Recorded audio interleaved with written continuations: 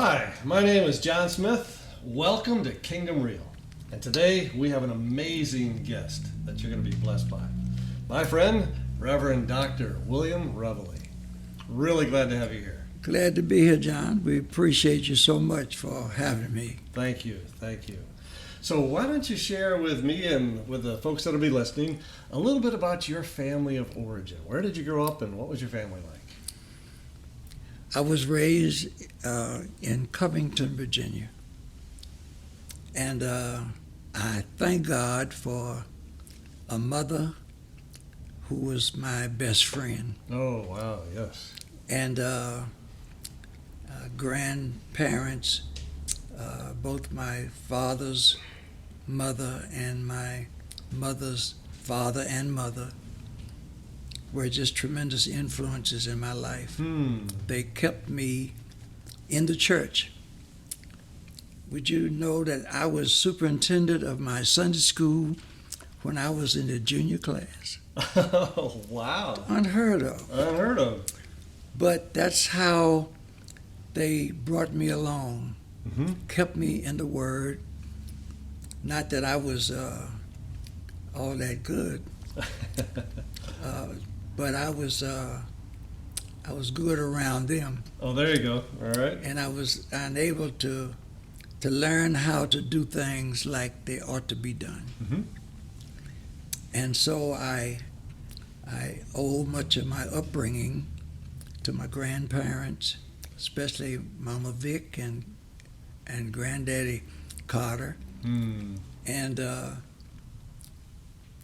my dad, who was a tremendous influence. My dad was not in the church. Okay. He was a pretty wild young man. And when I preached my trial sermon, my initial sermon, I called trial, and when I preached my initial sermon, my dad rejoined the church. Wow. And the year or so that I worked to receive ordination, because they didn't ordain you young boy, like they would never got ordained that fast. But a preacher in Washington, D.C. wrote to my church and asked them to ordain me so that I could be his helper. Oh, wow. He needed help. Okay. His name was Love James in Washington, D.C. Wow. And on the recommendation of Love James, the church granted ordination for me. And I was ordained October 1962. 1962. And so... That's like 60 years ago, right? It's a lot longer than that. But think about it. I was really blessed of God, because it was unheard of that a young preacher of my age would be able to get ordained. But also, I had the distinct pleasure of attending Howard University. Oh, wow. So they were determined I was going to go to school. And my grandparents and my grandfather paid my way to school for the first year. Okay. Said, no baseball, no football, no ball, just study and get your lesson. And if you don't, I'm not going to pay. You play and I won't pay. So I decided, well, I want to go to school. So I buckled down and I managed to stay at Howard. Okay. Proud today to say that I have 4 degrees from Howard University. Wow. I got my doctorate in 1980 from Howard's Divinity School. The first group of doctorates made at the divinity school. I was one of them. Wow, that's awesome. So I have a MSW, Master of Social Work. Mm-hmm. I have a Master of Divinity. Okay. And a Bachelor at Howard University. Wow. And your doctorate there. And my doctorate. Wow, that's awesome. So, called to my first church in 1965, pastor of the Union Baptist Church in Easton, Maryland. Okay. And from there, and I was, all this while, I lived in Washington, D.C. I was called to the Mount Gilead Baptist Church in Washington, D.C. to succeed, not to succeed, but to help in the last years of a pastor who had been the pastor for 56 years. Wow. Dr. W.L. Turley was a pastor for 56 years. And I came to help her because he was old and not able to get around well and losing his everything. Mm-hmm. And they didn't want to get rid of him. So they didn't want to call me as the pastor. Mm-hmm. But they agreed with me. I would do everything that the pastor could not do. He couldn't do anything. So I had to do it all. Okay. But yet, he was still the pastor. Uh-huh. And the moment that he died, I was to become pastor. No vote, no questions, Okay. automatic. And that was our understanding. And that's what happened. Okay. So when he passed away, I became pastor of the Mount Gilead Baptist Church. All right. So I've managed to grow from Pine Street, where I was superintendent of Sunday school when I was a junior, Yeah. grown up onto Howard University, and then my first church, and then now my second church. And I lived in Washington over 40 years. Wow. And then I was called to the Messiah Baptist Church Okay. in Detroit, Michigan. And that's what the story I was telling you about. Yes. Yeah. Now, Tell me that story again. It's a good one. Dr. J.H. Jackson, who was president of the National Baptist Convention, USA Incorporated, for 20 years, for 19 years. He wanted to make 20 years. And his assistant pulled some shenanigans, and they managed to steal the election. And so he was ousted. And he said to me, he said, Reverend, if I had become the president for another year, I would never have gotten to know you. Because they would never let you around me. They would never have let you get close to me. But as I was no longer president, I didn't have the people in the way, and God brought us together. Wow. So I was thankful to him, and he said, God has done great things in my life, and I don't want to do anything to offend God, but to go along with the stuff so that we can do even greater things. He said, now I have a favor. He asked me to accept the church and do right by his friend. His friend was the former pastor, T.C. Simmons, Okay. who was one of his board members on National Baptist Convention, USA Incorporated. But the church had voted him out as pastor after 32 years of service. Wow. And he thought it was unfair and something should be done.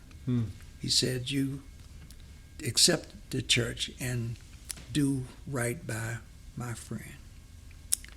So I said, oh, okay, Doc, I will see what I can do. Now, leading up to the fact of my being called, I told you that they had been without a pastor. They voted him out, and they were without a pastor for several years. And now they were seriously seeking a pastor. And I came as a second tier. Okay. There was one man who was the favorite at that point, and I was number two. They were going to offer two names to the church. Okay. I told you I preached looking for a name, Yes.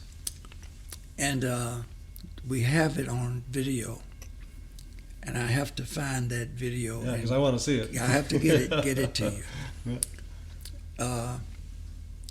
The church erupted in such a manner. I tell you, I've never seen anything like it before or since. God was truly in the place. And I said, I'm looking for a name wherein salvation can be found.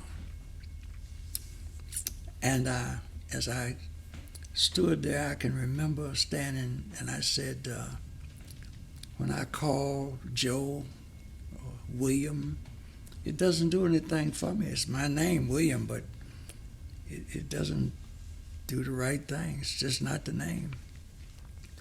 And I said, but somebody need to help me to find a name wherein salvation can be found. Whew. Wow. Man. And as I kept working it, and I can just remember this preacher, one of the young sons of the church. He jumped off the pulpit. I said, at the name of Jesus, boy, he jumped off that pulpit and ran down the aisle, and folks ran behind him. He ran out the door and over out on 7 Mile Road where the church was located, and they said he was running around. They said they're going around the building. It was in the church, jumping and shouting, and outside it was pandemonium. So that's what God allowed to happen to make sure that Dr. Jackson's wish could be granted. Okay. So I came one more time, and preached. Nothing like that, but it was already decided. So they had a call meeting on Monday night, and they called me and said, we want you to extend a call and wanted to know if you would accept. I said, I'll be there Sunday. When I got to town, I said to them, remembering Dr. Jackson, my prayers to him, I said, I want you to rescind the motion that you fired Dr. Simmons. And I want you to rescind that whole part of this minute, take it out. And I want you to rewrite it and say that you made Dr. Simmons pastor emeritus. Wow, bless your heart. And I said, I want you to stipulate that he would get one Sunday a month, any Sunday that he wants to come preach. Every month he had one Sunday.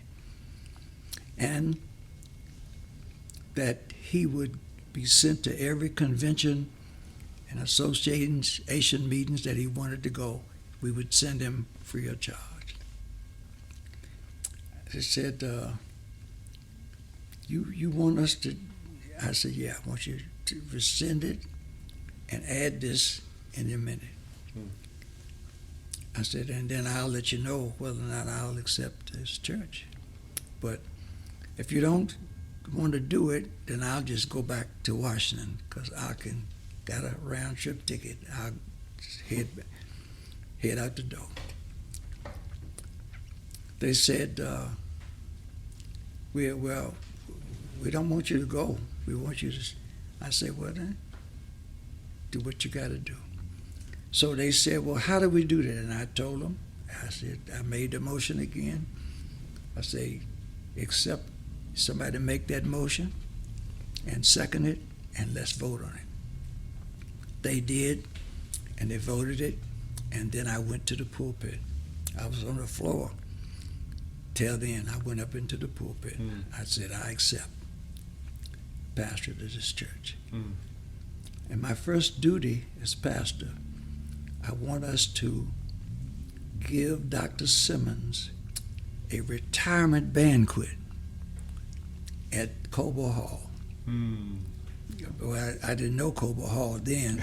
I said somewhere, but Sure. you tell me where it should be. Yep. And somebody suggested Cobo Hall.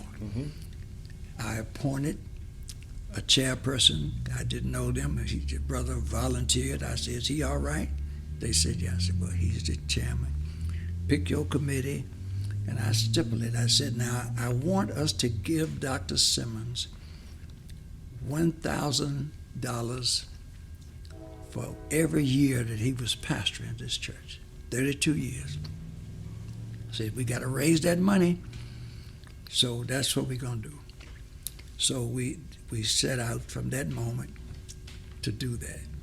On the date that we gave him the retirement banquet at Cobo, everybody came. The mayor, Coleman Young, was there. I mean, it was just one beautiful occasion. Amazing. And Dr. Simmons couldn't make it. So he came to church that Sunday, the next day. It was on Saturday night. He came to church and walked in, and everybody just clapped, and our church went up. Wow. And Very healing for him must have been. He was so happy. And I gave him a cashier's check for $33,000. Wow, that's fantastic.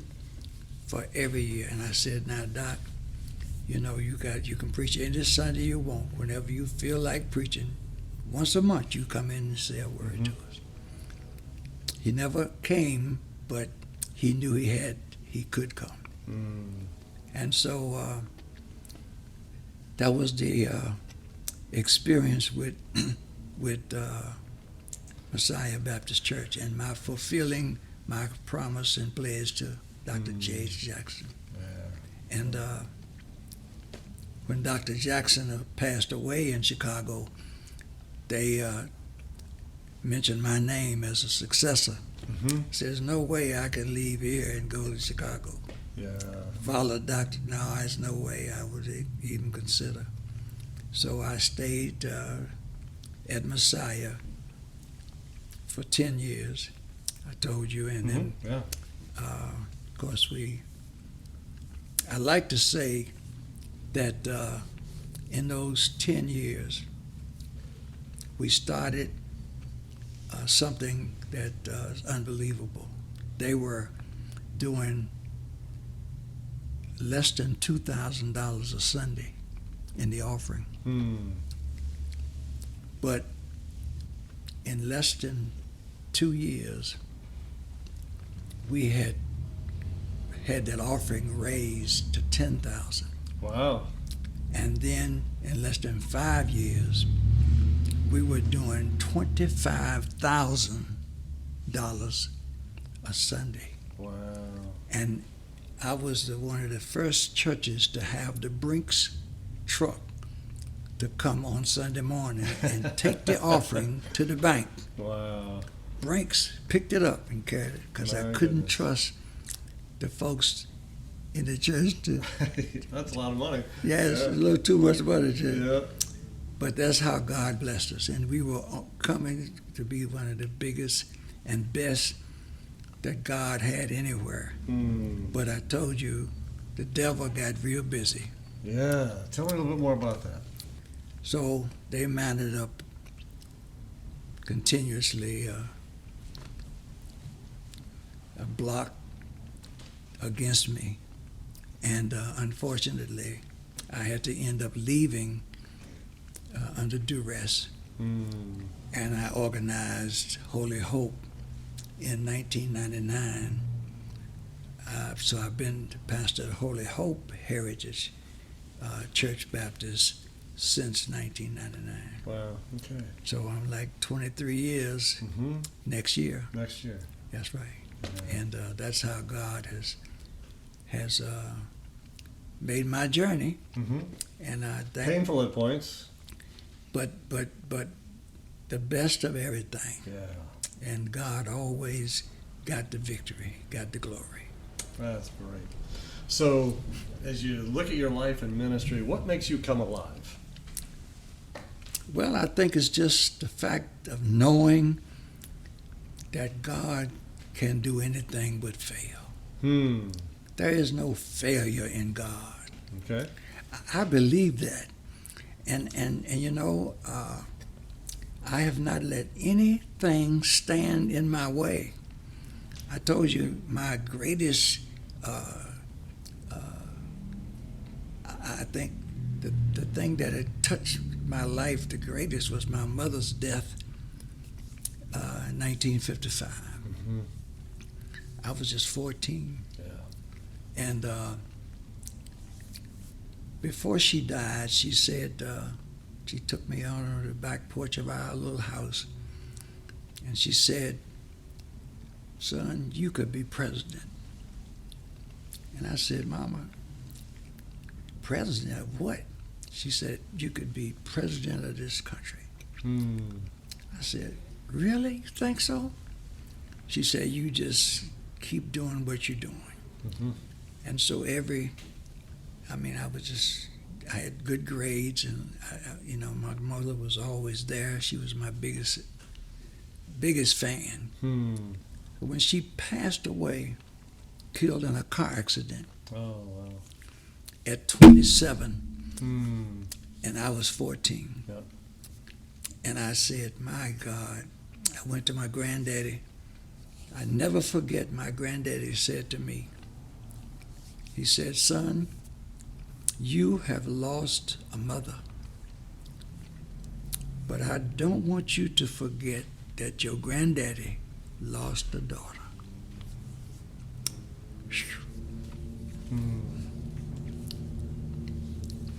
And it touched me for me to know that, loss is profound. It is. And it touches so many. It's widespread, it's broad. But he said, "And I'm not giving up. I'm holding on." And you got to hold on. Wow, those are good words. And that's what strengthened me and brought me through. So I told you, every year I go back to my mother's grave and report to her progress. Yeah.